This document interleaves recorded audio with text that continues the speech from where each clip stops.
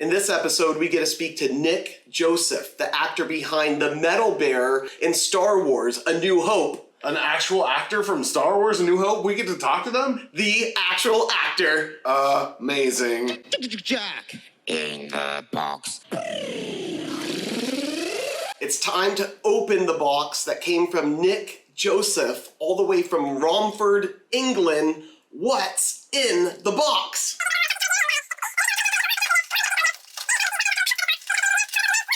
I'm going to pass this over to DB. What do we have? Ooh, so many Star Wars. Okay. So it looks like it's signed.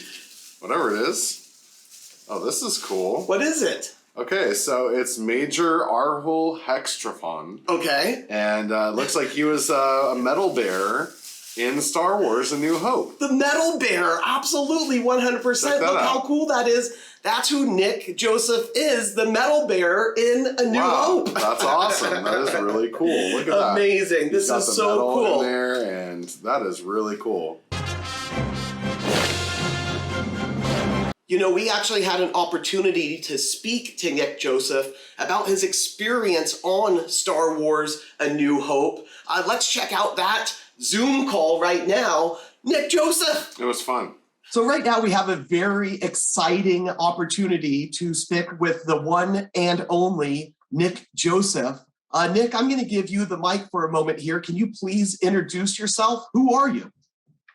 Well, you've just told everybody who I am. I'm Nick Joseph, and I played Major Arhul Hextrafon in Star Wars: A New Hope. I carried the Medal of Yavin, which was given to Han Solo.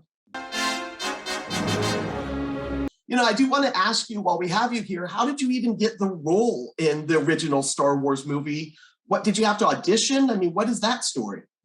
I was sitting around reading a book, and the telephone rang, and my agent, she said to me, you're free for a few weeks. There's a cheap film going on. She said, it's called Star Wars. Are you interested? So if I say, yeah, of course I am. I've got 2 days of work. Hey.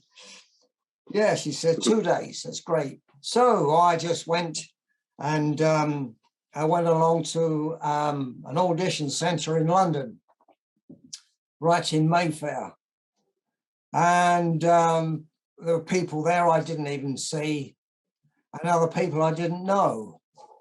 One of them was George Lucas. I'd never seen him before. And the other one was a producer and a few other people. Anyway, they asked me a few questions, what I've done, what I haven't done, showed them my books. They went, okay, I'll give you a call back in a couple of days. Anyway, the next day, I got a phone call from my agent. She said, you've got the job. I said, oh, great, that's fine. So I had to go along and get a fitting for the uniform. I got there, and the lady looked at me. She went, oh. I said, what's wrong? She said, I was expecting somebody about 5'10". So I said, well, I can stand in a chair if you like. Went back and had a fitting for it. Great, no problem. Got another call in 2 days, and we start shooting in 3 days' time. So that was it. As easy as that. Now, did you know you were going to be the metal bearer when you got the initial role and they were doing the costume fitting? Because the scene you're in is at the very end of A New Hope, the ceremonial scene when Luke Skywalker and Han Solo both are given those medals. You're holding that box that the medal is in. There are so many other background characters and other actors along that corridor. Was it a possibility that you were going to be one of the actors, or did you know, hey, I'm going to be up here on stage with the other actors? Well, the other guys were there, well, they were picked out of the crowd, except the other guy who was the medal bearer, the one who gave the medal to, which was for Luke. Funny guy, but there you go. And then what was the time on the set? How was that for you? I know you said you spent 2 days on the set. Who actually gave you your directions on the set, and any stories or anything that you remember from it? It was George Lucas who gave us the directions on that. And what actually happened there was, before we actually did that, we had another scene to do, which was in the briefing room, which before the war started. And the directions were all given out by the generals and everybody else. And I was there, supposedly taking the notes of what was going on. And obviously after the war, that's when the medals were given. But the whole thing really was set. And it was really, really good, because the thing itself was built especially for the medal ceremony. It was a wonderful set. It really was. And there is another little story that we've got for that. The doors opened and the main characters walked down, Han, Luke, and Chewie. They got halfway down and somebody let out a great fart.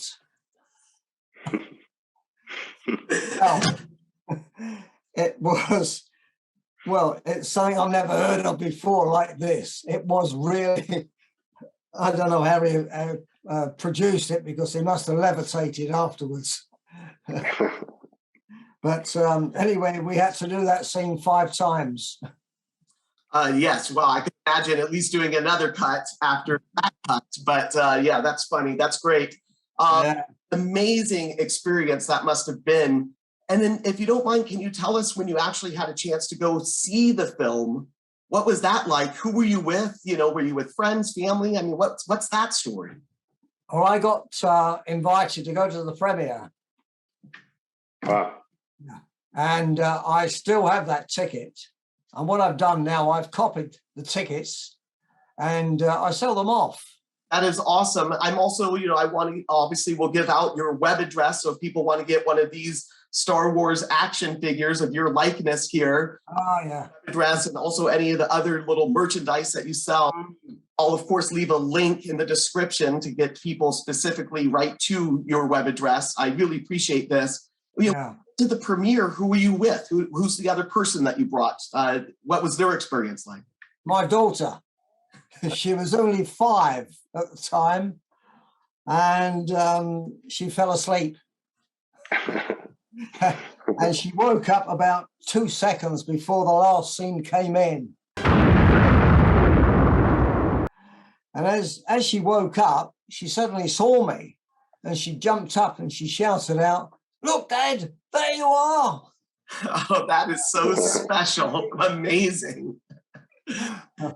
That's got to be such an experience to be in the audience, all those people, and see the movie.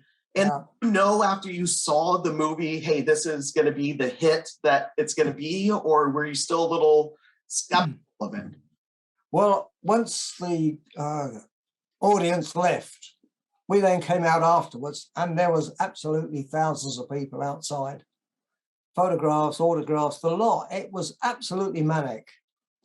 And that's the thing. I said, we've got it. We've got a good movie here, and we're going to earn some money.